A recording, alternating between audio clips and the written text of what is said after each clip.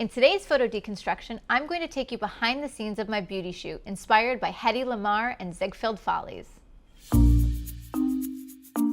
Hey everybody, Lindsay Adler here. I don't know if you know this, but I am obsessed with Hedy Lamarr. Not only was she absolutely stunning, but she was also a genius.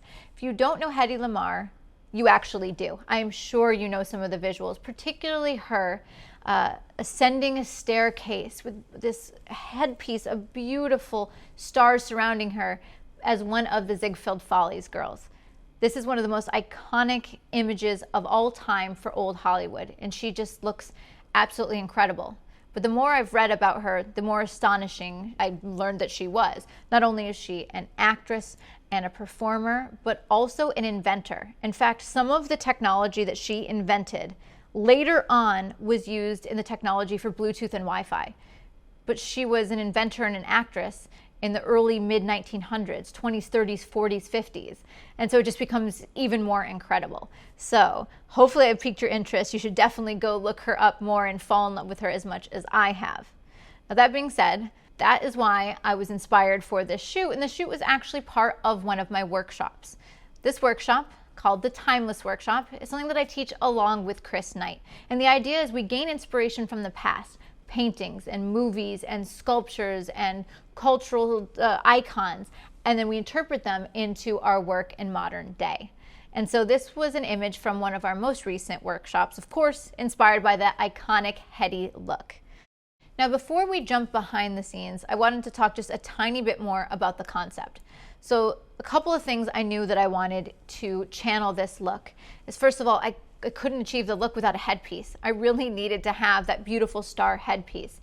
Now, there are a couple places you can find things like this. For example, here in New York, we have something called the Theater Development Fund, where you can get these beautiful Ziegfeld-inspired headpieces. But I have a friend, I have a connection. The talented Lori Sun. If you visit Lori Sun Artistry's Instagram and her social presence, you can see that she's a talented fashion designer and creator of all things beautiful. And so I knew she could do a headpiece like this. I reached out to her, showed her the inspiration, and she created me the most stunning inspired headpiece. She included even more stars than in the original. But these stars were actually made out of mirror. That's what she provided me. The originals were done with a little bit more beading or bedazzling on them, which the mirrors shine even brighter. However, it presents a huge, huge challenge, which we're going to see in the lighting section of this deconstruction. So I knew that I needed the headpiece. Check, got that from Lori. I also wanted someone that vaguely looked like Hedy Lamarr. And so I brought on my beautiful model, Renata. Renata is a muse of mine. I've shot her a dozen times, and I knew that she would be perfect for this look. And so I have the headpiece, Renata, and then I also knew that I wanted something that had a bit of glitz and glam and maybe an old Hollywood feel to the way it was shot. And so that was achieved with both lighting and filters, which we'll talk about in just a minute. So let's pop behind the scenes. All right, so this is what the behind the scenes setup looks like, and it is complicated for sure, but I'm going to break it down for you. There's a lot going on here. So long story short, we put her in the headpiece, we sit her down, I pop a hard light on her, and what I realize is those stars, you only see whatever they reflect. And so if it's a dark area around her in the environment, they just appear like dark black stars. There's no shining. And then if I'm able to point a light into one of the stars, sure, that one reflects and gives me this beautiful reflection off of the mirror, but all the other ones fall black. And so we needed to do something so that each one of those stars, or many of those stars, would be reflecting a white surface. This is what would make them actually show up. And so what you see here in the behind the scenes is that we've built more or less a light tent around her. On the left and right hand side of the subject, we have rolls of diffusion. You can buy rolls of diffusion from Adorama. There's also different versions of these. Lee makes something called a frost diffusion roll. But basically, it's a roll version of what you see in the front of a softbox, something that cuts out and diffuses and softens light. By hanging these on C-stands in front of the subject, that would give us white surfaces for those mirror reflections to bounce back towards camera. But to make them shine even more and to make those reflections even brighter, we needed to light the diffusion. What's nice is that it is transparent, or actually it's translucent. It lets some light through. So our first and second light that you'll see on the scene here, on the left-hand side, you see that we have a Magnum reflector in a grid, and on the right-hand side, you see we have a 20-degree grid. Basically, it's just something to light that diffusion from behind. Now, you may ask why we have the grids on. The grids are going to accomplish a couple of things. First of all, one of the things that we'll do is control the light and the spill of light, so not as much of the light will hit the background because of the grids. But the other important reason is when you are lighting those two diffusion surfaces, when they are just flat lit, let's say by bare bulbs, it creates flat reflections on the stars. This makes them just kind of look solid white though. But when you have a grid, it creates a gradient of light. And so that reflection has a little bit of gradation to it, meaning some of it's lighter and darker, which creates more depth. It shows you it's more of a reflective surface rather than just being solid white. So that's why we chose grids. It didn't have to be a Magnum reflector. It didn't have to be a 20-degree grid, just some sort of slightly gridded light on either side of our subject. So those lights are only intended for the reflections on the stars, but we haven't even lit our subject yet. So let's do that. Next, we're going to pop over to our main light. The main light I have centered onto my subject, and you can see it's on that boom arm so that it would be centered right in front of her.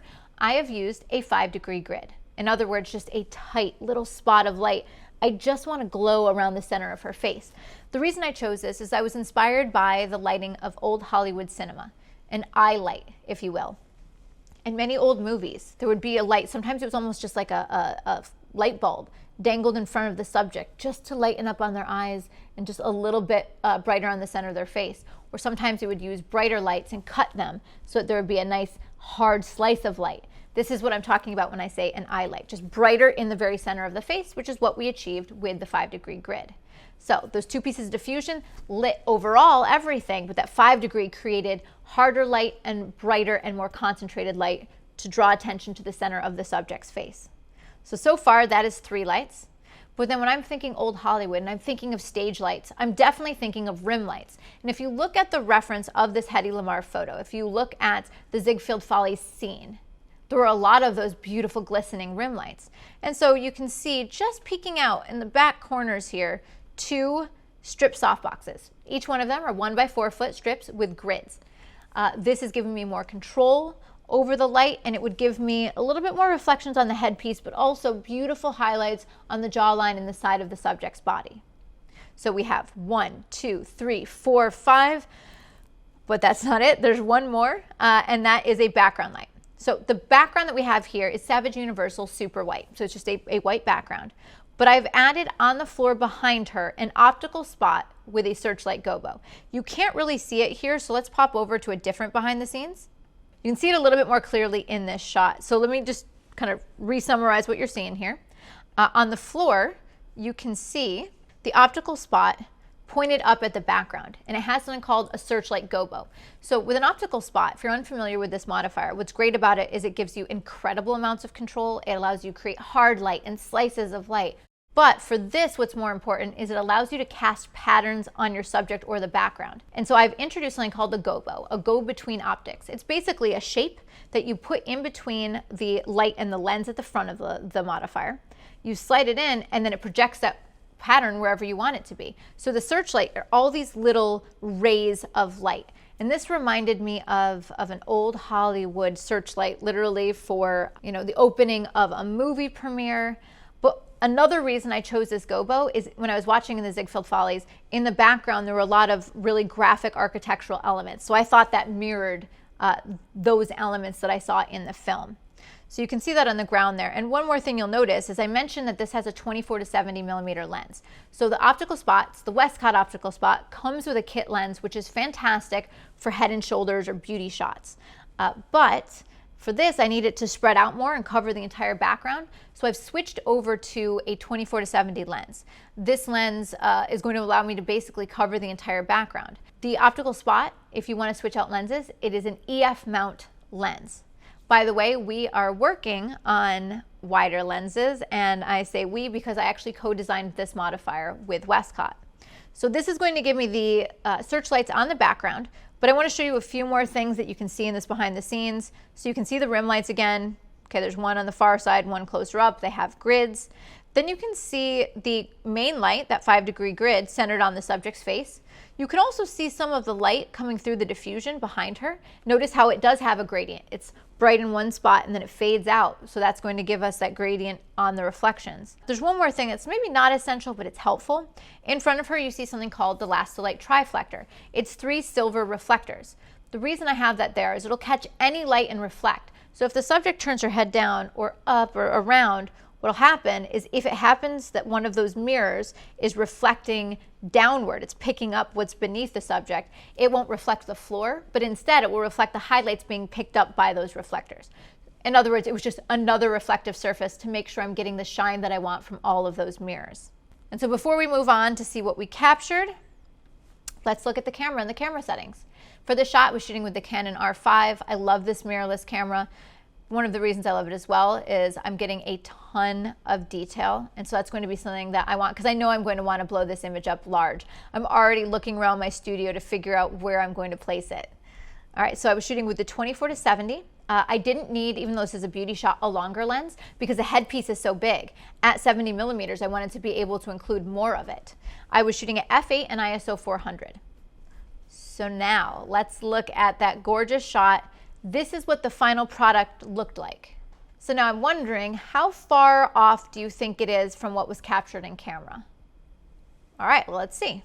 This is what was captured straight out of camera.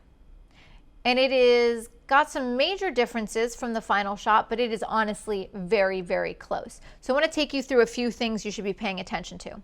First of all, do you see what I'm talking about with the reflections on the stars? How in this one, let's say on the far left, it's not solid white, it's got a gradient to it. That's what the reflection was doing. And then some of these other stars, you see that they have kind of a broken up texture. That's because they're reflecting the Light triflector below her. Now overall, this shot has quite a strong haze to it. It looks like there's haze to the room, but there actually wasn't in this photograph. I was using a specialty filter that anytime I want something to really feel filmic, I don't want it to be overly sharp. I want it to look a little softer. I use this filter. This filter is called a white mist filter. And what it does is it heavily hazes out the scene. It takes any specular highlights and glows them dramatically. But overall, it looks almost like that effect where you'd have like hairspray over your filter. That's what you see going on here. Do you see how much those highlights on the stars are glowing? That's achieved from the white mist filter. And when I zoom in close to my subject, it's of course still in focus, but it's soft focus. This is what's helping me get that old Hollywood look. So this is straight out of camera, but I know that I'm probably going to want to add in a little bit more contrast. And obviously I'm going to want this to be black and white. So that takes us to the raw processing part of this equation. So this was straight out of camera, but this is what I was able to achieve in Capture One. Again, you could do this in Lightroom or another raw processor. So what I did is I dramatically increased the contrast. I increased the clarity. I also glowed out the highlights even just a little bit more, basically by just popping the highlights. And you can see that when I darken down, increase clarity, pop the highlights, those stars are just glowing, which I love. There's something else I did in the black and white conversion, is I also added a film grain. Now in Capture One, there are a bunch of film grain presets, and so I went in and I played around with a harsh or a heavy grain so that it really did look like old film. I think it's starting to look really realistic here. So what would I achieve instead of just in raw processing, but in Photoshop? One of the things I'm a big fan of is symmetry. I think symmetry is one of the things that is really visually pleasing to us. And so I noticed that the searchlight on the right-hand side has another ray in the bottom, but on the left-hand side, we're missing it. So I'd want to make that symmetrical. And then we have that really strong star in the far left. I love that star and I love the way that it looks, but it's asymmetrical. My eye keeps getting drawn to the left and I'd rather have it balanced out. So I'm probably going to copy that star over onto the right-hand side. I also see a highlight in the top left-hand corner. This is likely from having that white mist, picking up a little light coming from, let's say, the strip softbox in the background. It's giving me a little haze. I don't want my eye pulled that direction, so I'll probably smooth that out. So this was straight out of camera, raw processing, and then here's what I fixed with my retouch. So I went in and I smoothed out her neck, darkened down the edges of the frame. I added in that ray in the bottom left, smoothed out some of the stars. I balanced out the star, the bright one on the right-hand side, and then just smoothed out on her hand and dress just a little bit more. So here's where we started, and here's where we ended up. Even though there is obviously a striking difference, what we captured in camera was really close, like very close, and I knew that I'd be able to get even closer just with a little bit of post-processing. Looking at the final image that we achieved, it's many things together. So it's the styling, the model choice, the beautiful hair and makeup, the headpiece that we had, and then of course the lighting that was able to flatter the headpiece and create some drama, and the processing for the black and white and the white mist filter and the grain, it's all of that together that creates the impact. And so this is why preparing ahead of time and having a concept allows you to have a clear roadmap to where you're trying to get. So if you would like to see the gear used to make this image, be sure to check out the links in the description below. I've linked to everything on Adorama there. And if you would like to shoot this sort of thing in person, I invite you to join the Timeless Workshop with Chris and I. This workshop is very popular, it sells out very quickly, and we usually post about a year in advance, so you're definitely going to want to grab those tickets. If you'd like to see more photo deconstructions just like this one, be sure to like and subscribe because I have a lot more of these coming your way. See you next time, guys.